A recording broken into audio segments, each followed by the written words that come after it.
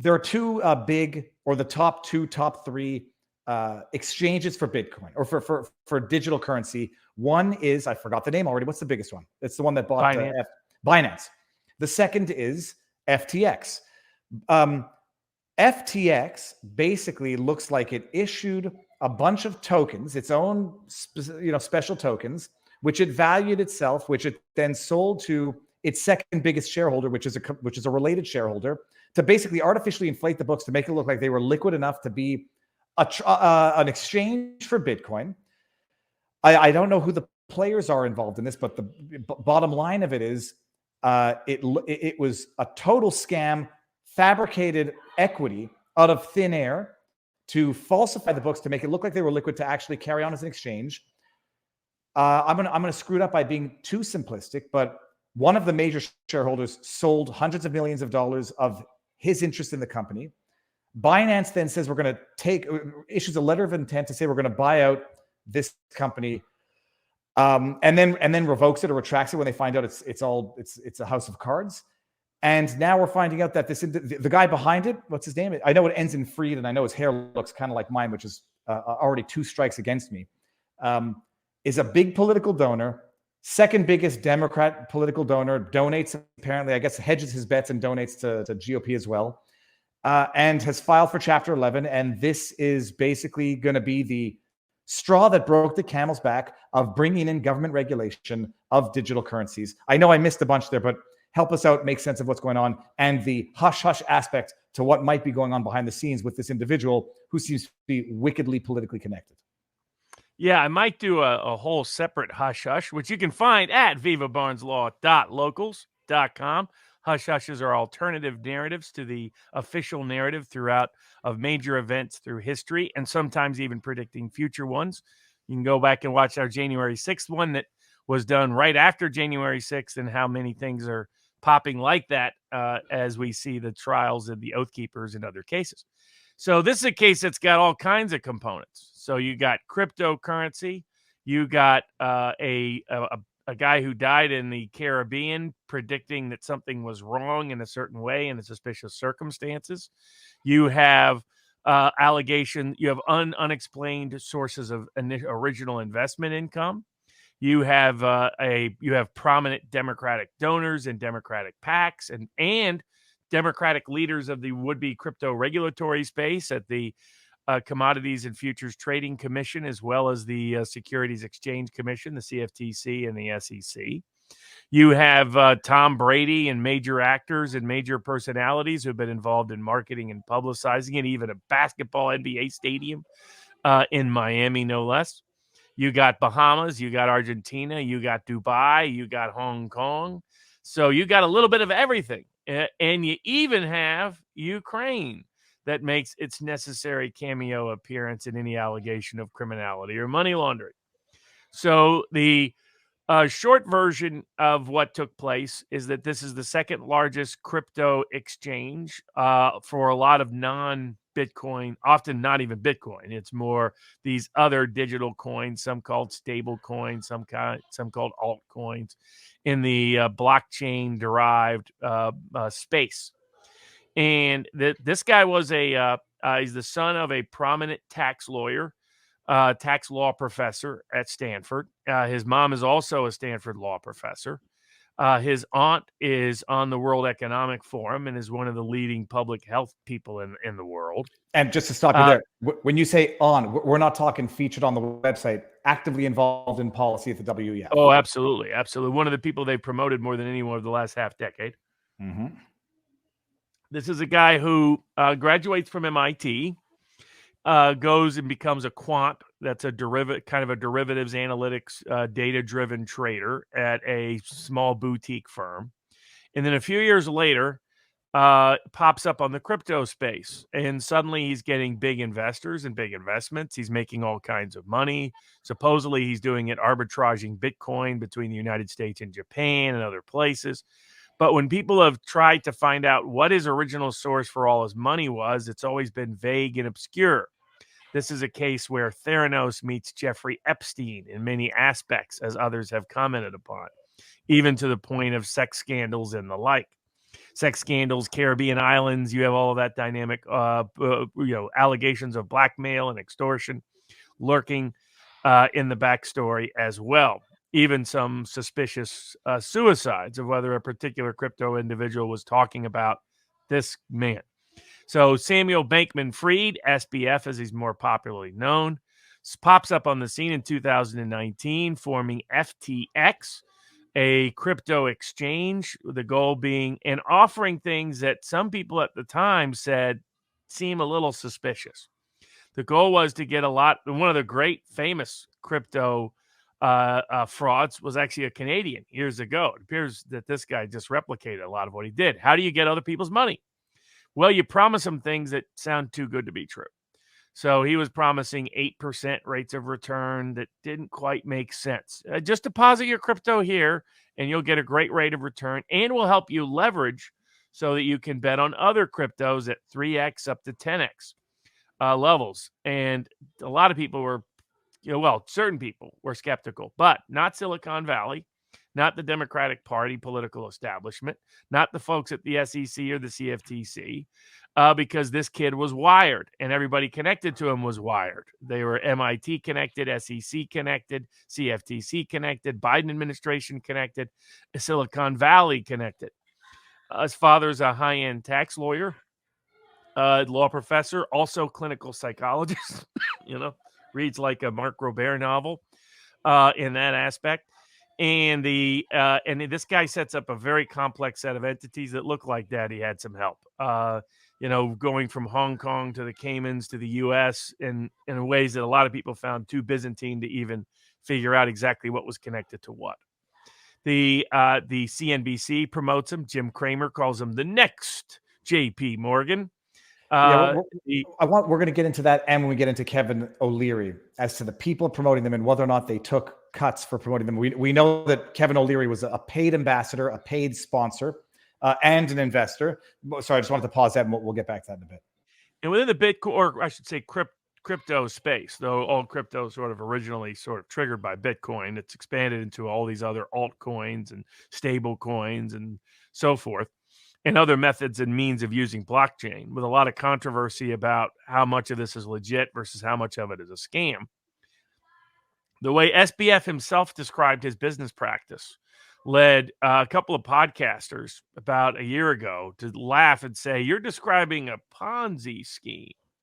Because he's like, "Oh, what you do is you create a box, and this box you say is going to change the world. It's a world-changing box. And you get a bunch of people to believe it's going to be a world-changing box. And the number one reason why they invest is they just think it will keep going up and up and up and up. Even if it's in fact not a world-changing box, it's just a box." And that he is in the process of facilitating and enabling that to occur. And he's like, "Who are you to say the box doesn't have value? If people say it has value, doesn't that give it value?" That was his response and reaction to people. So there was actually a YouTuber who 6 months ago said, "This looks like a Ponzi scheme, what this guy's describing." But nobody in the media covered it. Once again, like Theranos, like Madoff, both deep ties to the Democratic Party. They instead, all it was praise. He was described as a leader of effective altruism. He was going to spend all this money because he's particularly pandemic focused, interestingly enough. He and so much so that the CFTC took photos with him. The SEC commissioners were promoting him, and in fact, what this reflects a deeper split in the Bitcoin space. You have on the one hand the decentralized, open source Bitcoin originalist. These are people who believe in Bitcoin because it's decentralized, because it's open source, so that there's more transparency to contest the corrupting influence of centralized bank currencies. On the other hand, you have people who are trying to emulate the centralized bank currencies, creating and they loosely call the decentralized DeFi, the centralized folks who they want regulation to wipe out their decentralized competitors. And this guy was the lead on more regulation. That's why it's deeply ironic that his fraud is now going to be used as an excuse to do what he wanted to have happen, which was regulate his competitors. But he starts pouring in massive amounts of money to the Democratic Party, second only to George Soros in the history of individual contributions to a political party in the modern era. You're talking about tens and tens and tens of millions of dollars, and that's just what can be directly tied to him. Politico had a whole piece on him a couple of months ago about how massively influential he was. He only made donations to a few small Republicans, names like Mitt Romney, names like Ben Sass, that might lead you to question, exactly who those people are. But that's where he was going. So 40 million plus at least to the Democratic Party. But because he was funneling money in so many other places, it's anticipated. Like, for example, his mom runs an organization that's one of the biggest Democratic get out the vote organizations. The anomalies we saw in this past election, he was one of the key funders of. But then it gets even more extraordinary. Actually, before you get there, key funders of a get out to vote, does that count as a campaign contribution, or is that's just philanthropic, not a donation? That's where all his philanthropy was going. Mm-hmm. It was there or towards pandemic work, lockdown stuff, things of that nature. The next great pandemic had to really worry about that. So but it gets even worse in terms of money issues, because money went to U.S. government, has been giving billions and billions and billions to Ukraine. Well, it turns out, as Jim Hoft has detailed and others have detailed, get the Gateway Pundit and other places, some of this money was actually being recycled. So it went to Ukraine, then Ukraine put money into FTX, and then FTX turned around and gave money to Democrats. In other words, it appears the Biden administration was illegally funding the Democratic get out the vote operation and Democratic campaigns disguised as Ukrainian war support and Ukrainian financial aid is the rest. So that's all the different places this can go. The part of the story may or may not be connected to an unusual death in the Caribbean, Puerto Rico. One of the crypto guys, one of the lead crypto folks, put out a weird tweet that said that he was being targeted by intelligence services because he stumbled into this scandal in the crypto space that concerned sexual scandal, Epstein-style sexual scandal, etc. A day or two later, they find him dead on the beach in Puerto Rico. Apparently, the official narrative is going to be he went out and drowned himself, which is an interesting thing. One of this guy's icons was a guy who was also one of the great crypto guys. And a lot of people in the crypto space are Julian Assange-ish. They're people who are against the system, who think centralized banks and corrupting institutions of government rely upon centralized banks and manipulation of currencies to control populations. And their reason to be in the space is not just financial, but is often primarily philosophical. And for them, they're fighting the system. And one of this guy's icons several years ago died in an odd train accident. The official narrative was kind of like the Gary Webb, he shot himself twice in the head narrative. They claimed suicide. They claimed he committed suicide by walking in front of a train. So apparently that's what happens in this crypto space. You say, hey, I think the government's out to get me, and then you commit suicide in the weirdest ways anybody's ever heard, like walking in front of a train or drowning yourself in a rough ocean. A couple of brutal ways to die. So, but not long after that, guy died in the Caribbean. A few weeks later, a story leaks, and the story shows that there's deep overlapping connections between FTX and the trading business that was supposed to be a separate business, and that basically the money on the books is all their own printed money. He's pretending to be a bank. And the guy's name is Bankman. So, it's part of his name, So the Bankman-Fried, one of those two, you can't trust people with two last names. Just saying. That's just a general rule. Word of the wise. But and as to those people who died, remember eternal truth number 2, Epstein didn't kill himself. It might be applicable in both of those contexts. But basically, it turned out he didn't have as much assets as they said, and what the assets were commingled between the two businesses. And not only that, the assets are their own assets. It's like they're printing their own money and claiming, it's worth X, and boom, like his little box analogy. So that triggered a lot of concern because a lot of people had their money in it. And he's got a bunch of money. He's as part of Robinhood. He tried to buy part of Twitter with Elon Musk. Elon Musk thought, this dude's a little weird. That's Elon Musk saying somebody's weird. But he was like, something's off with this guy. No go. But he has money in all kinds of other aspects of the crypto space. He was trying to get regulation imposed so the government could take over it and greenlight the path for central bank digital currencies as the practical alternative to Bitcoin and everything else, as to how they're going to pitch it and portray it. And it turns out he's got major money issues with all these businesses. So Binance comes in and says, we're going to dump Binance's main competitor comes in and says, well, we're going to dump what we hold in this because we don't trust what's going on. And all of a sudden there starts to be a bank run, so to speak, on this sort of fake token, this box of no real value. And they sort of try to put a halt to it by saying, hey, we'll buy it back at 22, which lets everybody know what their margin call is, because what they've been doing is using this as an asset to borrow money from other people. The worst part that came out a day or two later was that he had been borrowing customer deposits to put into his risky trades in the other business.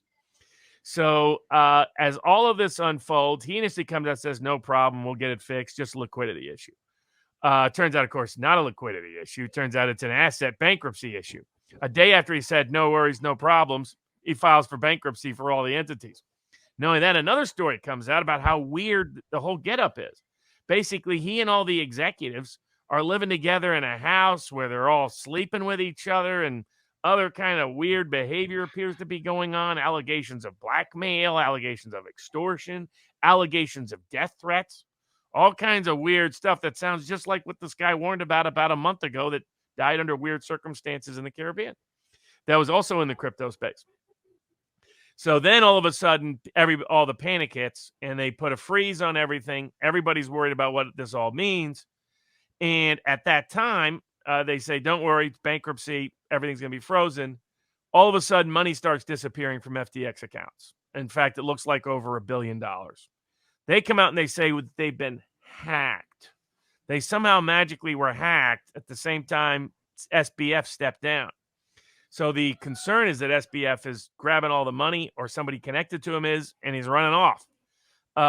He was supposedly in the Bahamas. One story is that he's been loosely detained in the Bahamas. Another story is that his plane was tracked going from there to Argentina. Another story is that he and a bunch of the executives were trying to flee to Dubai because of the no extradition treaty. Now, what I will say about all of those things is people have a misunderstanding about extradition. Just because there's no extradition treaty doesn't mean you don't end up back in U.S. custody. There's 3 ways that U.S. courts have greenlit. First of all, U.S. courts have said courts can obtain personal jurisdiction over someone if the person is kidnapped by the government or kidnapped by private agents. Doesn't matter. Goes back to a Pinkerton's case, I think maybe even in Argentina or somewhere in Latin America from the late 19th century, where they said if a court obtains jurisdiction over you through kidnapping, no problem. The second is, the extradition law is that if they obtain personal jurisdiction through an extradition treaty, they have to comply with the extradition treaty and the terms of the extradition order. But they often find ways to weasel out of that too. That's an issue for Julian Assange, a risk for Julian Assange. But the second problem is you can just be kidnapped. The third problem is you can just get deported to the border. And the way they do this is they deport you to a plane where U.S. Marshals are waiting. Now, legally, those are the U.S. Marshals kidnapping you. Until they're in the U.S. custody, you could legally defend yourself against them, but almost nobody knows that or realizes that. And U.S. Marshals aren't eager to tell people that. So just going to a place that doesn't have extradition is no guarantee whatsoever that you don't end up back in United States criminal custody.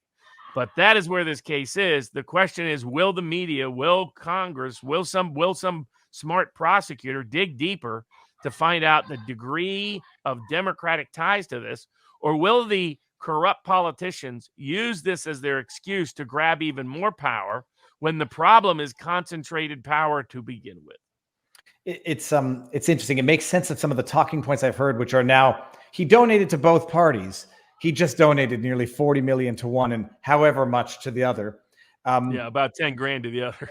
And I know that you're going to probably cover this in a hush hush, but the idea that if this were Elroy, what's the James Elroy. Guy? if this were a James Ellroy novel, who would stand to benefit from this being a false flag or a setup to be the instigation for regulation of Bitcoin digital currencies that the government has been clamoring for a long time? How does this even get set up in the first place? Okay, fine. He starts an exchange. Regulated or unregulated, I presume it's not that easy to just start up an exchange and get people trading millions or whatever. However, I don't know what the value of the exchange was. It's not something that sets up overnight that you can do just because it's unregulated, or am I just being totally naive when it comes to cryptocurrency? No, I mean, the reason why he was able to do it, I mean, he had a lot of regulated entities. His problem wasn't regulation at all. His problem was recommending regulating his competitors unnecessarily. That would give businesses like his an advantage, which clearly should not be the case. As a general rule, bad idea to have your Bitcoin on an exchange. Just FYI. I mean, people, Mark Moss, others that we've interviewed in the Bitcoin space have repeatedly said, George Gammon, don't have your Bitcoin on a Bitcoin exchange. Just don't do it. Have it on a cold wallet, ideally. But putting that aside, I mean, he had billions of dollars, money sitting in that exchange. And the real reason it was sitting there was because he was promising the ability to leverage it. He was promising the ability, the guarantee of at least a minimal rate of return on it. Things that should have been red flags to people from day one. But the reason they weren't was because he's talking to the CFTC head. He's talking to high-ranking SEC people. CNBC is promoting him. Bloomberg is promoting him. Leading Silicon Valley companies are promoting him. That's why I say it's a lot like Theranos. So it's a case of Theranos meets Jeffrey Epstein, you get FTX. And then you get the political corruption that was also critical, essential to it. But from who benefits, right now it's going to be those people. They not only got to launder Ukrainian aid back to help Democrats, they got massive amounts of money for Democrats. That was critical to them holding so many closely contested Senate races and House races and even governor's races in the country. And now they get to use his fall to get more control and more power. So the people at the CFTC, at the SEC, and in the Biden administration, and some folks in Silicon Valley and their allies, those are the ones who really profited here and will continue to, by the way this is playing out. And I'll just give Kevin O'Leary a bit of a hard time because his interview was one of the pieces that I listened to this afternoon to try to make sense of this. He lost his investment in FTX. Maybe. FTX and Kevin O'Leary announced long-term investment in spokesperson relationship. Relationship is a remunerated relationship. This is from last year. Long-term relationship centers around equity investment and an ambassador deal to be paid in crypto. And then just to eliminate all doubts, it says Kevin O'Leary will be taking an equity stake in both FTX trading, yada, yada, yada, along with being paid in crypto to serve as an ambassador and spokesperson to the company. And he comes out now and says, oh, I made a bad investment too. I'll learn from my mistakes. I'd like to know what the wash was between the paid in crypto for the ambassadorship and being a spokesperson and what he lost on the company. And I'd also like to know what his knowledge was going back. If you're investing in the company, you're going to ask for spreadsheets. You're going to ask for balance sheets. You're going to ask for a lot of financial information before investing however much he invested. I'm a noob. I can understand the idea of saying I'm issuing tokens, which I'm evaluating at X, and I'm selling them to a third party that happens to be a related entity, a commingled my own entity, so that I can say, well, look, I sold it to Mr. X for $1 billion, so the company must be worth $10 billion because I got 9 more of these boxes. And then you find out that company is indirectly or directly owned by the same individual. I could figure that out. I'm an idiot. Kevin O'Leary is either a bigger idiot than me, or he's not as much of an idiot as he says he is now to have lost his investment. Amazing. Well, where does it go for the time being? Not to give anybody any investment advice, but like, I don't recommend. I think they have to indict him and everybody connected to him. Is part one. That's a misnomer. The Ukrainian aid doesn't benefit disproportionately red states. I get that's where people think the military industry is. You might want to take a new look at that. But putting that aside, they have to indict him, I think. And I think they have to indict a bunch of high-ranking people next to him. And I think they have, in order just to put, they can't probably have him out and about. If he gets out and about, that will be a little odd if they don't indict. His security while in custody will be mighty interesting. I mean, the issue is he's made public statements that led people to believe things that were clearly not true. And specifically FTX said they would never use customer deposits. In a way, it's quite apparent they did. And so covering apparently his own losses. This guy was not some special genius at all. He was just a scam artist, is what all evidence points to. But they will try to use this for sure to push through legislation that had originally stalled now to try to control all of the crypto space as much as possible. And so that's almost a guarantee to have happen now. It may happen in the lame duck Congress. It may happen in the new Congress. I don't think they'll take the gamble that they wait for the new Congress. I think it will pass in the lame duck Congress. And they'll use the pretext of this case. And then the question is, if it's a meaningful investigation, they'll implicate a lot of people. How do they cabinet? And I'm sure Biden Justice Department will definitely make sure to cabinet. Or maybe they just let him escape, or just, go slow on indicting him. Something like that. He is abroad. They have to find him. They have to indict him. They have to. Reportedly, he's under Bahamian custody. That he's not allowed to leave the island. But people said they saw people tracked a plane tied to him that left yesterday. So it's unclear what the real status is. A lot of people predicting an Epstein, Robert.